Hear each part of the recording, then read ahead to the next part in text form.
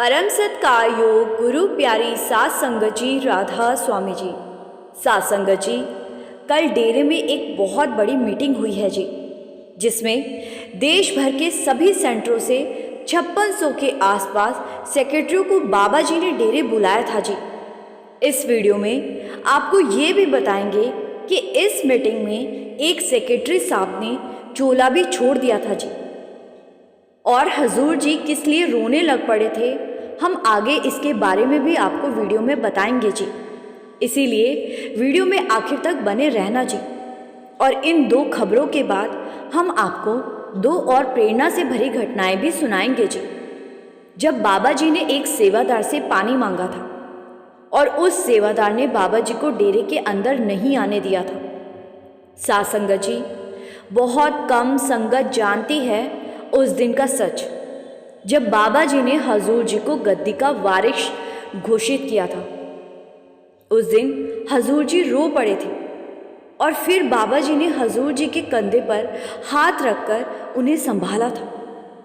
ये हम सब जानते हैं कि 2 सितंबर 2024 को बाबा जी की तरफ से एक अनाउंसमेंट हुई थी, जिसमें कहा गया था कि हजूर जसदीप जी को डेरे के अगले सदगुरु के रूप में फाइनल किया गया है जी। लेकिन ये कोई नहीं जानता कि उस दिन हजूर जी रोए भी थे।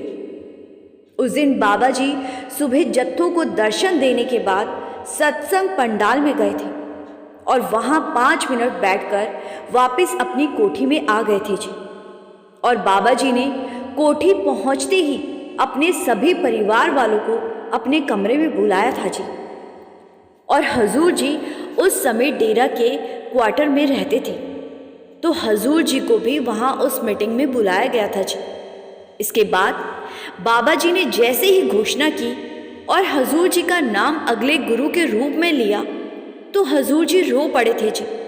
और हजूर जी की आंखों में आंसू देखकर बाबा जी ने उनको संभाला था जी, उनके कंधे पर हाथ रखा था।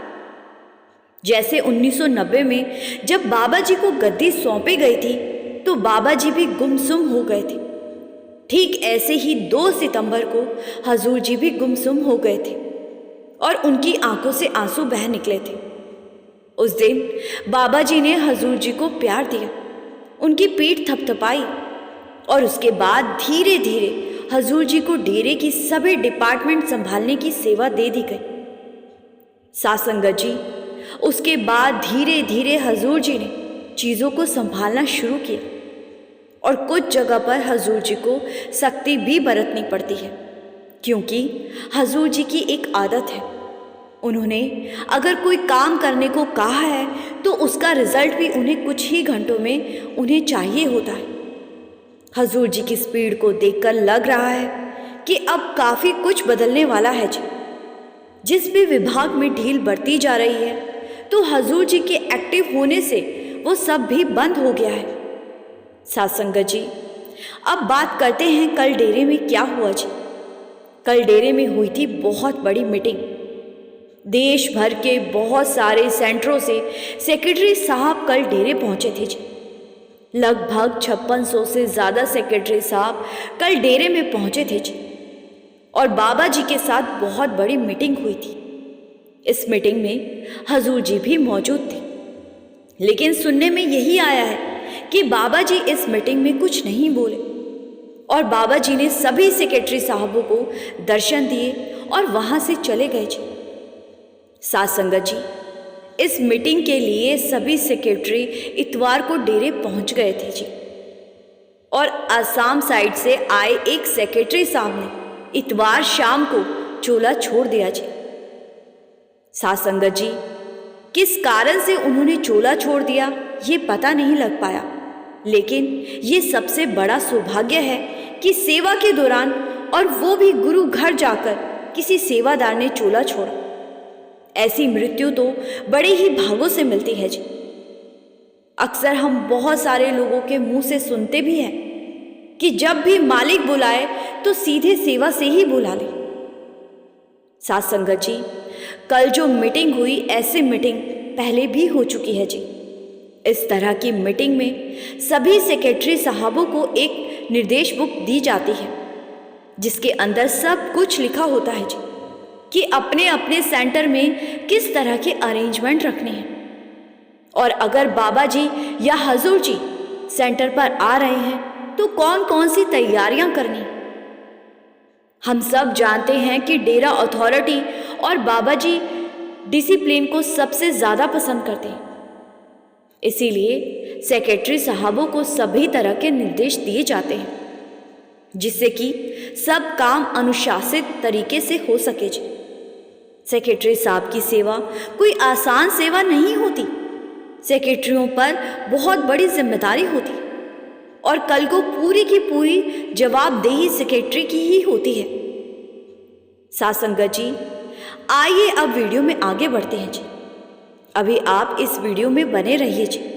अब आपको बताने जा रही हूँ जब बाबा जी ने एक सेवादार से पानी मांगा और सेवादार के 2 जन्मों के कर्म सिर्फ एक पल में कटवा दी।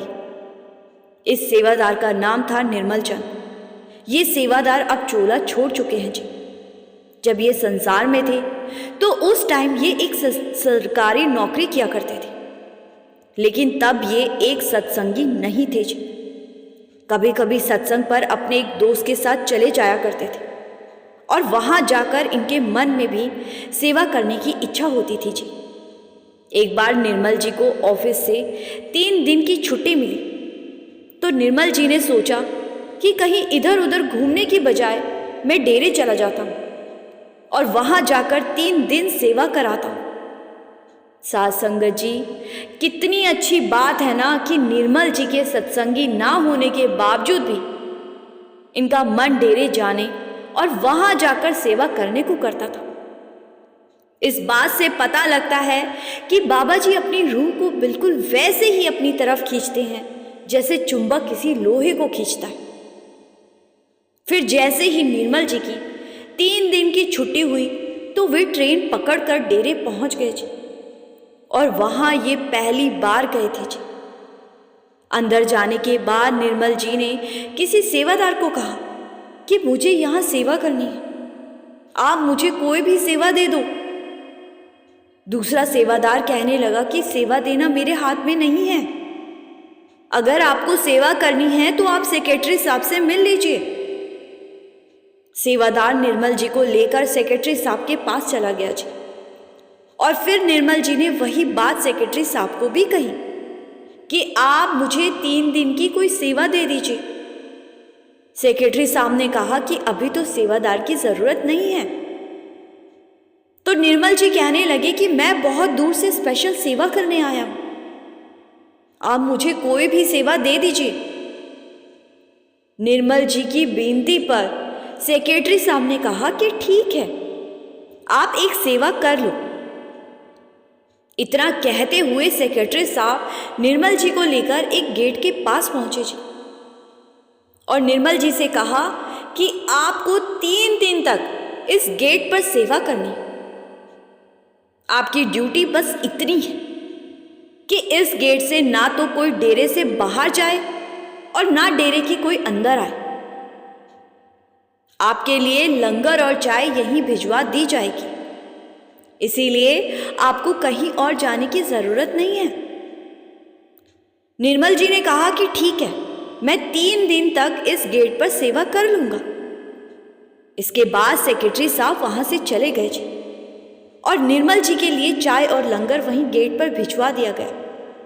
पहले दिन तीनों टाइम का लंगर और चाय निर्मल जी के पास एक सेवादार लेकर आता रहा जी, लेकिन दूसरे दिन निर्मल जी के पास ना तो खाना पहुंचा और ना ही चाय।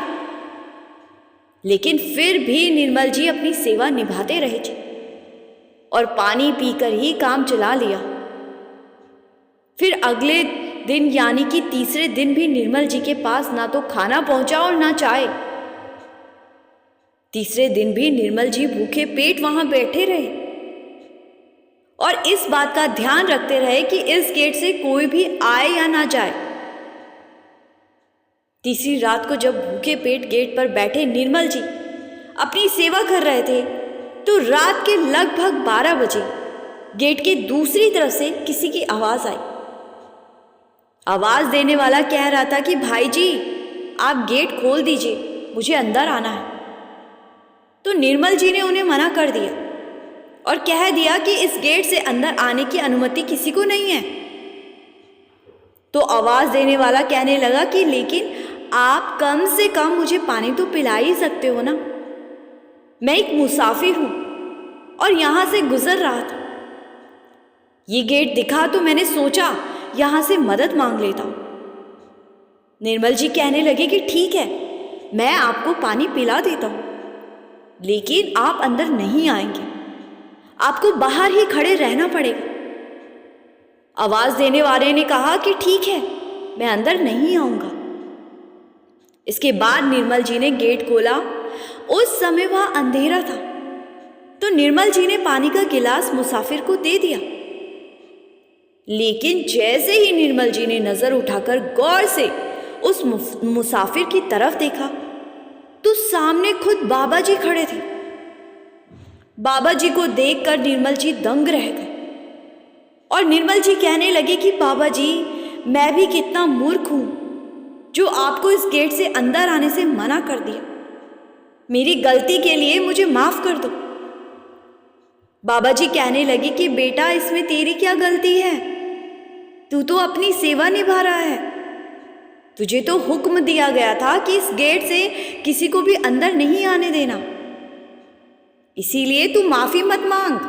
और मैं तो तुझे बस इतना कहने आया हूँ कि तेरी सेवा के दौरान 2 दिन तक बिना कुछ खाने पीने के बदले मालिक ने तेरे 2 जन्मों के भिखारी बनने के कर्म खत्म कर दिए। अगले 2 जन्म में तूने भिखारी बनना था, लेकिन इन 2 दिन में भूखे रहकर सेवा करने के कारण तेरे दोनों जन्म कट गए। मैं बस यही बात तुझे बताने आया था। इसके बाद बाबा जी ने अपने हाथ में पकड़ा हुआ लंगर निर्मल जी को दिया और वहां से चले गए जी। निर्मल जी की आंखों में आंसू आ गए और वो सोचने लगे कि सिर्फ 2 दिन की इस छोटी सी सेवा से मेरे 2 जन्मों के कष्ट खत्म हो गए। कितने महान हैं बाबा जी। इसके बाद निर्मल जी अक्सर डेरे जाने लगे और जब नौकरी से रिटायर हुए तो उन्होंने अपना आगे का जीवन समाज सेवा में, संगत की सेवा और दूसरे नेक कामों में लगा दिया जी। संगत जी, संत चाहे तो किसी के भी कर्म सपने में भी कटवा सकते हैं। निर्मल जी ने तो फिर भी वहाँ 3 दिन की कठोर सेवा की थी। कठोर इसीलिए क्योंकि 2 दिन तक बिना कुछ खाए सेवा करना कठोर ही होता है। लेकिन निर्मल जी ने फिर भी किसी से कोई शिकायत नहीं की और जैसा कि उन्हें हुक्म था कि 3 दिन तक इसी गेट पर बैठना है, तो वो आखिर के 2 दिन बिना कुछ खाए और बिल्कुल भूखे पेट ही निष्काम अपनी सेवा पर बैठे रहे। और अगर हम अपनी बात करें तो हम सेवा करते टाइम भी कितनी शिकायतें करते हैं कि ये ठीक नहीं है, वो ठीक नहीं है, ये ऐसे होना चाहिए था, ये वैसे होना चाहिए था। तो ये सेवा आसान हो जाती या फिर कभी कोई दूसरी शिकायत करने लगते हैं। हम ये भूल जाते हैं कि अपनी मर्जी से हम सेवा करने नहीं गए। बाबा जी सेवा पर हमें बुलाते हैं, इसीलिए हम सेवा कर पाते हैं। सेवा का मौका भागों से मिलता है। सेवा के बदले मालिक से जो मिल जाता है वो हमारी सोच के दायरे से कहीं ऊपर की बात है जी। साथ संगत जी, आइए अब आपको बाबा जी की एक और बात बताती हूँ जी। जब बाबा जी सत्संग फरमाने के लिए जीन्स और टी शर्ट में पहुंचे थे तो किसी ने बाबा जी को पहचाना ही नहीं था। एक बार बाबा जी का विदेश में सत्संग था जी। बाबा जी फ्लाइट से विदेश जा रहे थे, तो बाबा जी ने जीन्स और टी शर्ट पहन रखी थी और दाढ़ी भी बांध रखी थी। जब बाबा जी एयरपोर्ट पर पहुंचे तो बाबा जी को कोई पहचान ही ना सका और फ्लाइट में भी बाबा जी को किसी ने नहीं पहचाना। लेकिन एक एयर हॉस्टेस जो कि एक सत्संगी परिवार से थी, जब उसने बाबा जी की तरफ देखा तो उसको हल्का सा महसूस हुआ कि ये शायद बाबा जी हैं। लेकिन अगले ही पल उसने सोचा कि नहीं, ये बाबा जी नहीं हो सकते, क्योंकि बाबा जी तो कुर्ता पजामा पहनते। एयर होस्टेस बहाने से बार बार बाबा जी के पास जा रही थी और पूछ रही थी कि आपको कुछ चाहिए तो नहीं, क्योंकि एयर होस्टेस की आंखें भले ही मानने को तैयार नहीं थी कि ये बाबा जी है, लेकिन उसका मन यही कह रहा था कि ये बाबा जी ही है। फ्लाइट लैंड हुई और जब बाबा जी फ्लाइट से नीचे उतर रहे थे तो बाबा जी उसी एयर होस्टेस के पास गए और मुस्कुराकर बोले कि बेटा, रूहानियत कपड़ों या दाढ़ी में नहीं होती। इतना कहकर बाबा जी आगे बढ़ गए और अब एयर होस्टेस को पक्का यकीन हो गया था कि वो बाबा जी ही थे, लेकिन अब वो कर भी क्या सकती थी, बाबा जी तो वहां से जा चुके थे। साथ संगत जी, इस घटना को बताने का उद्देश्य इतना है कि हमें बाबा जी की बातों से सीख लेनी चाहिए। बाबा जी अक्सर संगत को समझाते हैं जी कि आप मेरे पीछे मत दौड़ो, मेरे कपड़ों को हाथ लगाने से आपको कुछ नहीं मिलेगा। अगर रूहानियत कपड़ों में होती तो मैं अपने कपड़े कब का संगत में बांट चुका होता। लेकिन साथ संगत जी, हम लोग फिर भी कहाँ समझने को तैयार होते। हजूर महाराज जी कहा करते थे कि जो सामने बैठा है उसके शरीर और कपड़ों के पीछे दौड़ने की बजाय वो जो ज्ञान देने की कोशिश कर रहा है उस ज्ञान को इकट्ठा करने की कोशिश करो। साथ संगत जी, बिल्कुल सच बात है जी। संत महात्मा जो चीज़ हमें देना चाहते हैं उसी चीज़ को फॉलो करके हम यहाँ से निकल सकते हैं जी। संतों के कपड़ों या शरीर से हमें कुछ नहीं मिलेगा जी। हमें अपनी सोच को, अपने दायरे को बड़ा करने की ज़रूरत है जी। साथ संगत जी, अब इस वीडियो को यहीं विराम देते हैं जी। आपसे फिर मिलेंगे एक नए दिन में एक नए वीडियो के साथ जी। हम संगत जी से बेनती करते हैं कि वीडियो को लाइक करके कमेंट में राधा स्वामी लिखना मत भूलिए जी, और संगत के अपने इस चैनल रूहानी सफ़र को सब्सक्राइब कर इस चैनल का एक हिस्सा ज़रूर बनिए जी। गुरु प्यारी साथ संगत जी, राधा स्वामी जी।